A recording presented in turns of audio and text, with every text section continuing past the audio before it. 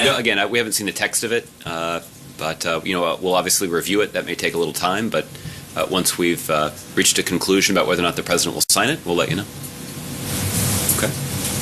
Scott. Josh, the president's been a big promoter of loan forgiveness plans for college students that tie their payments to their income. The GAO's got a report out today saying that's going to be more costly than advertised, and also criticizing the way the Education Department accounts for it. Any reaction to that? I haven't seen the actual report. I can tell you the president has placed a priority on making sure that graduating students are treated fairly by the Department of Education and by lenders when it comes to their student loans. One idea that this administration has pioneered is the idea of income-based repayment, which essentially allows students or recent graduates to cap their loan repayments every month at 10% of their income. This is a way that we can ensure that graduates are fulfilling their basic responsibility to repay the government for the money that they've borrowed. But we want to make sure that when students graduate, that they're not saddled with so much debt that they're essentially penalized financially for pursuing college education opportunities. So the strategy that we've put forward has benefited thousands of students across the country. There are many thousands more that have not availed themselves of the opportunity that is a part of the income-based repayment program. And so certainly if there are students or recent graduates out there that are struggling to repay their loans, we would encourage them to contact the Department of Education and learn more about income-based repayment. And we can probably, in many cases, design a strategy that allows you to keep your commitment to the government, to the American people, for the money that you've borrowed to get a college education. But we can do that in a way that doesn't pose an undue financial hardship as you go and try to get started on a career. Okay. Gardner. Elizabeth Warren came out today and blasted the 21st Century Cures Act, saying it's a giveaway to industry, that it's corruption at its worst. The administration has been supportive of the 21st Century Cures Act before. Where are you now on the bill? Gardner, just last night we issued a detailed statement of administration policy that sort of walks through a lot of the details, so I'd refer you to that particular statement. But in general, what I can tell you is that the legislation includes important funding for things like the President's BRAIN initiative that would turbocharge the amount of research that's done into the human brain. It would dedicate significant funding streams to the Vice President's Cancer Moonshot initiative and would augment the government's ability to organize research and focus it on those projects that are likely to lead to the kind of breakthroughs that could save lives. The bill also includes funding for offering assistance to those who are addicted to heroin and opioids. This is the epidemic of addiction that we've seen all across the country is plaguing far too many communities and families. And there has been a deficit of resources dedicated to making sure that those people who are trying to get help for their addiction can get it. And so, as with any piece of legislation that is passed by a Republican Congress and signed into law by a Democratic president, it's going to require some compromise. There are some elements of the bill that the administration does not support. I'm confident that there are some parts of the bill that some Republicans don't support either. But at the end of the day, I think the bill will get overall support from Democrats and Republicans because of some of the priorities that I've identified. Okay.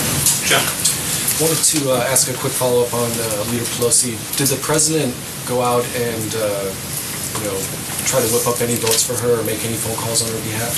The president was not involved in the leadership race among House Democrats. The president, as he has done in previous contested party races in Congress, has essentially said that it's their responsibility to make that decision. And I think everyone is keenly aware of his warm feelings for Leader Pelosi, but ultimately it's the responsibility of House Democrats to make the decision about who should lead them.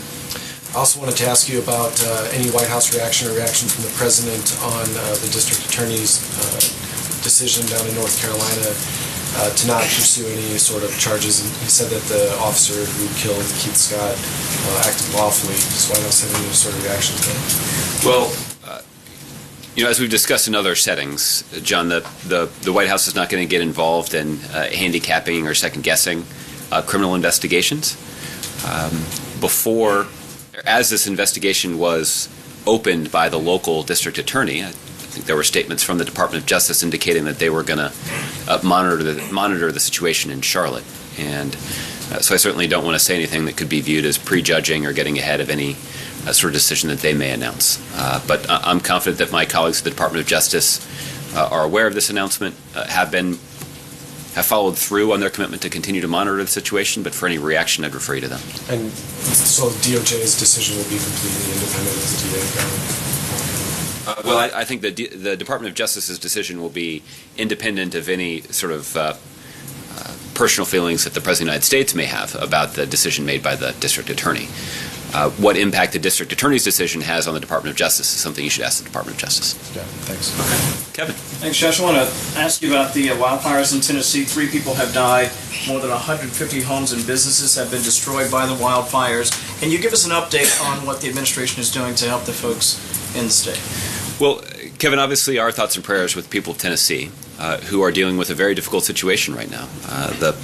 The wildfire in that part of the country is a very serious situation, and we know their lives have been lost. Less importantly, there's been property that's been lost as well, and obviously the thoughts and prayers of the entire country are with that community that's been so negatively affected by the situation there. There are a couple of steps the federal government has taken to provide support to local officials who are dealing with this situation.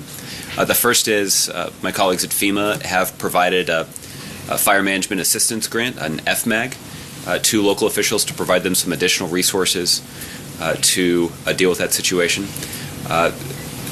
There also are a couple of teams of firefighting experts that have been deployed.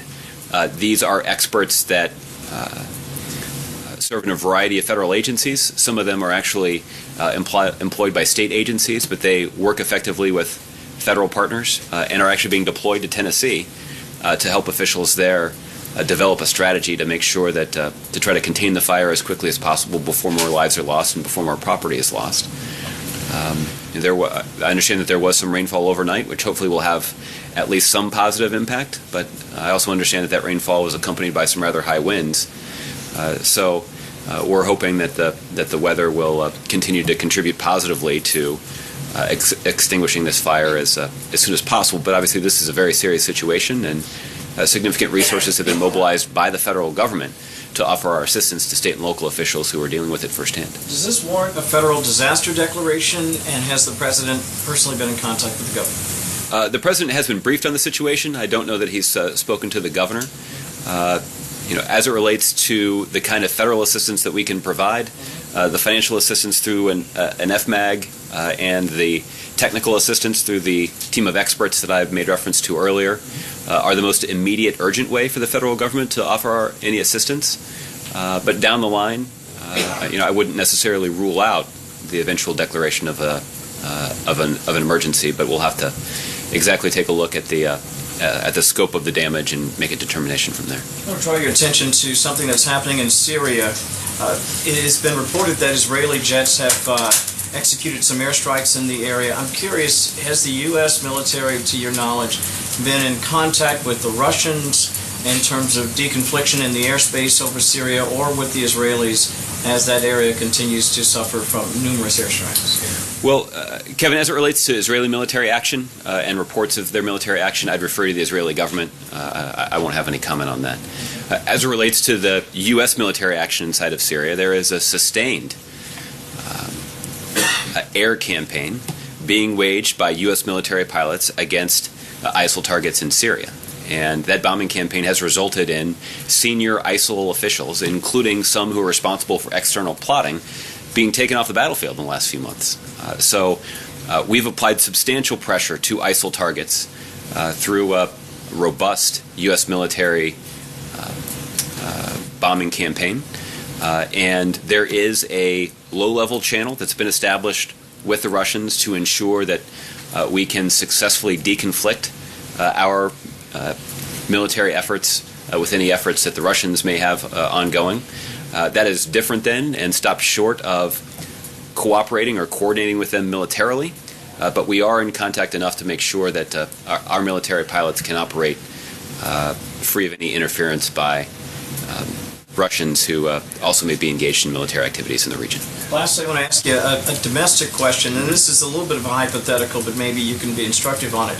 As it relates to sanctuary cities, there has been some suggestion that the federal government could apply pressure on so-called sanctuary cities if they fail to comply with the law.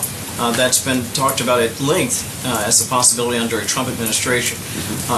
Broadly speaking, from the Obama administration perspective, is that a good use of the federal government's cudgel, if you will, to get the cities to follow the law as it relates to immigration or any other? Yeah.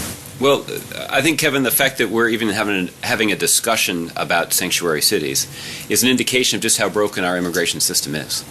And this is a good example of why President Obama fought so hard to try to reform our broken immigration system. And he did succeed in working with Democrats and Republicans in the Senate to put forward a common sense bill that would have made a historic investment in border security, but also made some common sense reforms to our immigration system that would have ensured that people who have been in the United States for a substantial period of time are essentially given an opportunity to come out of the shadows. Now, they are, in some cases, asked to pay a fine.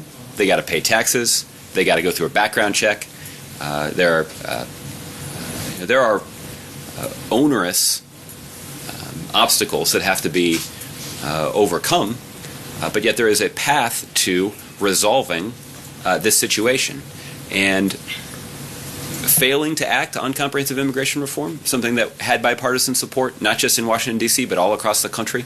There's a reason that law enforcement organizations, faith-based communities, the business community, are all strongly supportive of comprehensive immigration reform. They understand the benefits that are possible, and they understand that the current system we have is broken.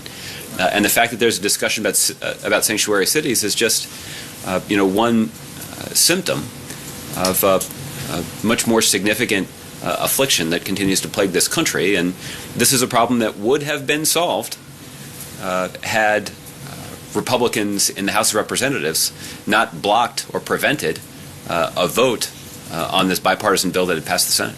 Even if I were to cede that, and I think there's a lot there that I think most people would certainly agree with you on, isn't it the responsibility of these cities and communities to still follow the law?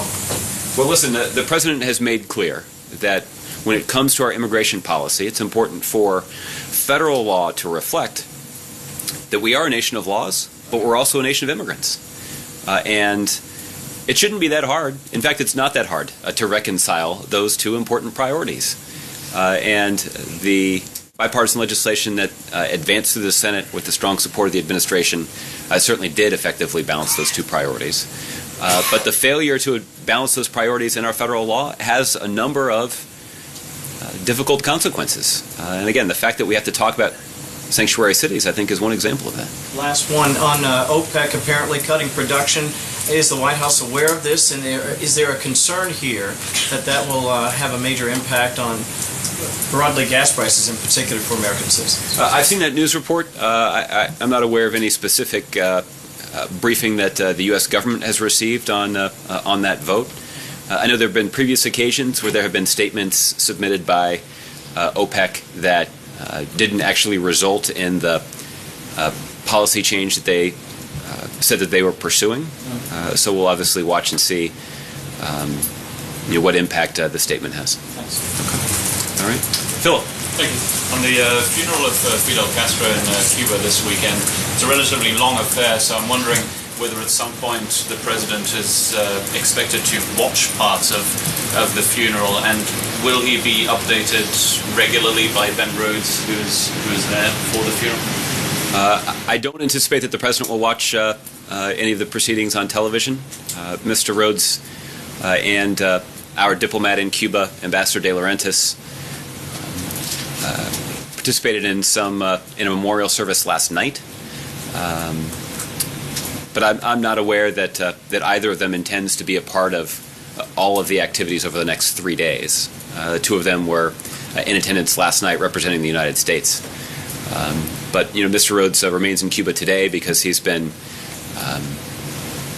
previously planned to travel to Cuba this week to have meetings with government officials and officials at the U.S. Embassy to discuss the continued effort to implement a policy of normalizing relations between our two countries. But the last I heard is that he's actually planning to come back tonight. So I don't think that I know that he won't be there and participating in the events that are planned over the next several days. Any more details by any chance of who exactly those meetings were with and what they might have been about? Not at this point, but when he gets back, we'll see if we can get you a readout of his engagements while he was there. Just one more thing on the phone calls between the President-elect and the President. You gave some details yesterday and said that I believe all the phone calls or most of them emanated from the President-elect's office. Have there been any cases where a call has been initiated here at the White House and went to Donald Trump through the President-elect from here? My understanding, and again, I can't account for all of their conversations, but my understanding, at least, of the phone calls that have been discussed publicly, those were calls that were initiated by the President-elect. Expecting that to even itself out a little bit from now until the inauguration? I don't know. We'll have to see, but I can't guarantee that we'll be talking about those conversations publicly. Okay, Jordan. Thanks, Josh.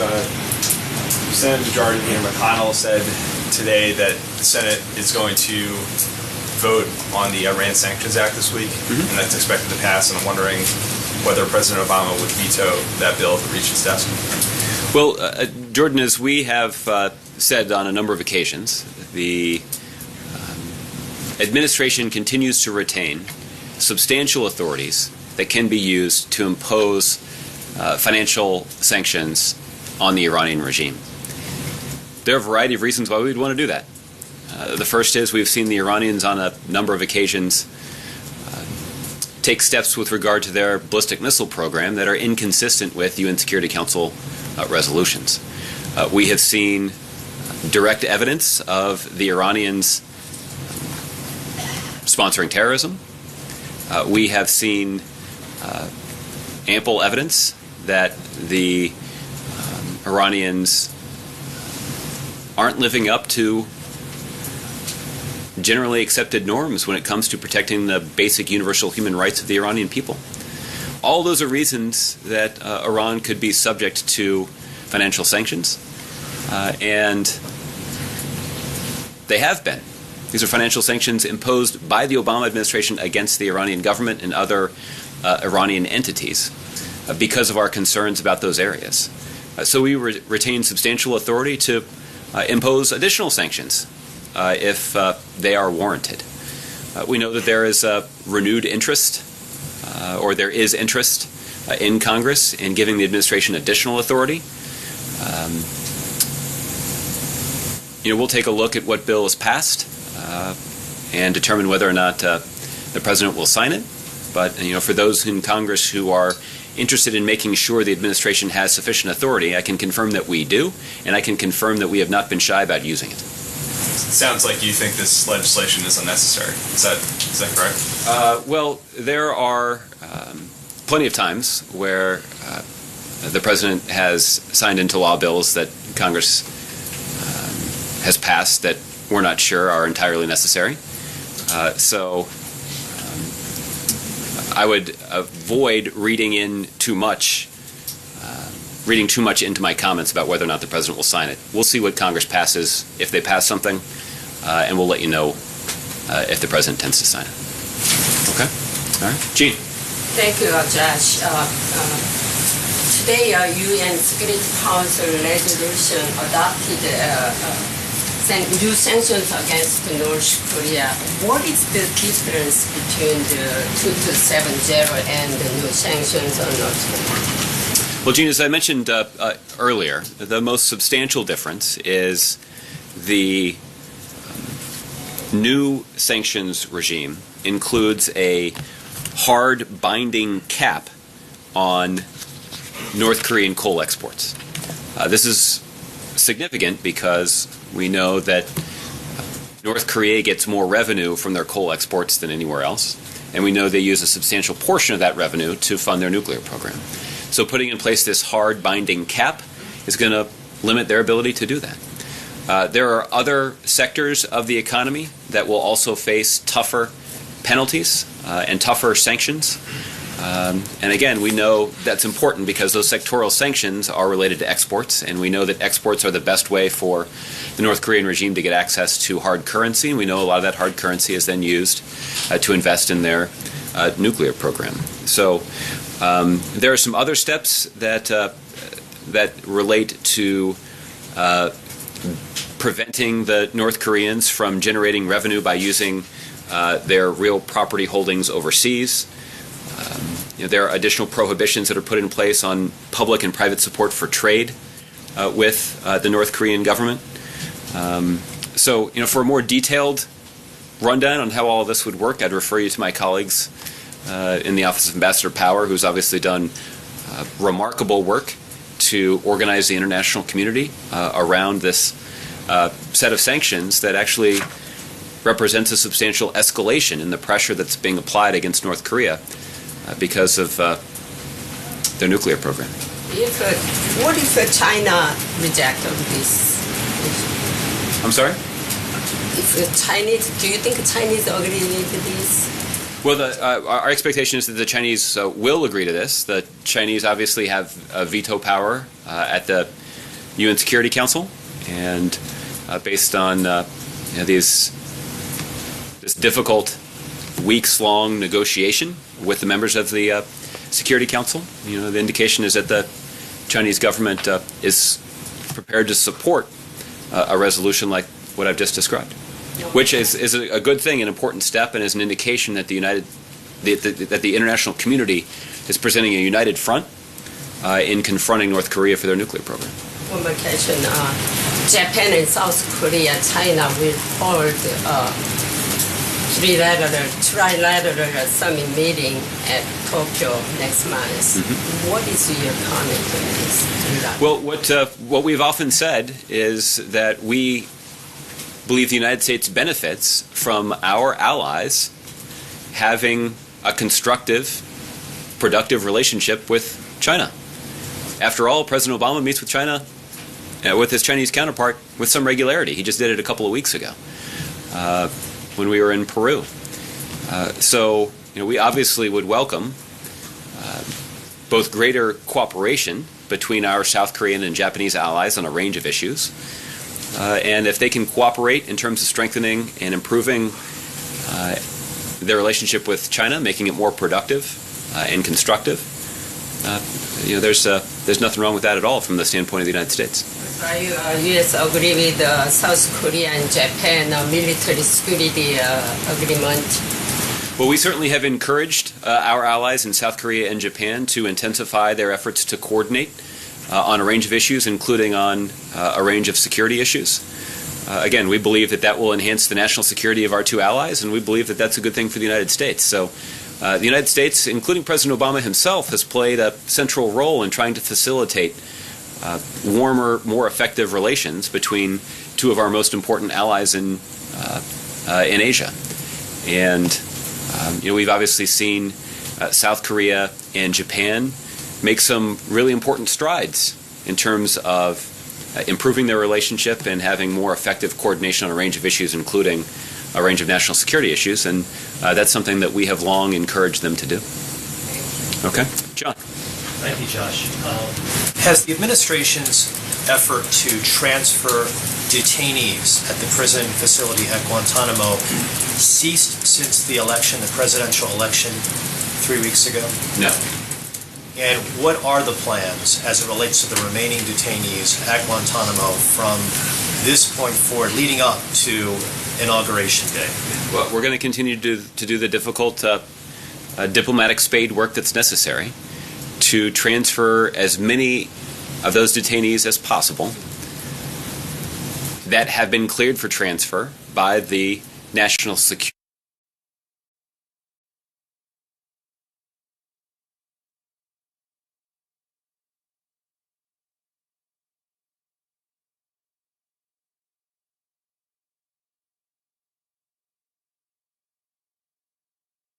to ask other countries to assume this responsibility. But there are dozens of Gitmo detainees that have been cleared for transfer by national security experts that have reviewed their files. And we just need to do the diplomatic work that's necessary to find an appropriate place to send them. As you know, President-elect Trump has spoken often about how he would like to keep the prison facility at Guantanamo open when he becomes president. Has the administration consulted with the Trump transition team in any way about plans to transfer any detainees from Guantanamo to third countries? I can't speak to any specific conversations. I can tell you that there are individuals who've been designated by the president-elect to serve as the lead of his transition team, both as it relates to the National Security Council, but also other agencies that have that do work on the prison at Guantanamo Bay, including at the Department of Defense and the Department of State. I would certainly assume that some of those conversations have included a discussion about the prison at Guantanamo Bay and helping them understand the policy that we have pursued. And it's a policy that we will pursue until January 20th, as long as President Obama remains President of the United States. So the administration feels then a need to consult with the Trump transition team about any plans that it may have to transfer detainees from Guantanamo. I think, John, what I'm trying to say is I'm not going to get into the specific details of their conversations. I can tell you that senior officials at the Department of State, at the Department of Defense, and at the National Security Council are committed to what the President has made a top priority, which is a smooth and effective transition to the next presidency. That's going to include a detailed discussion of complicated issues that those agencies are dealing with. To the extent that we want the incoming team to have a good understanding of what our policy has been with regard to the prison at Guantanamo Bay, understand the steps that we're taking to review the case files of individual detainees, to understand the steps that we take to negotiate with other countries, to understand what sort of security requirements we insist on when those prisoners those detainees are transferred. That's a good thing, and that will ensure a smooth and effective transition. But this is a policy that will remain in place until President Obama leaves office on January 20th. After that, and what policy will be in place after that, is something that the President-elect and his team will have to account for.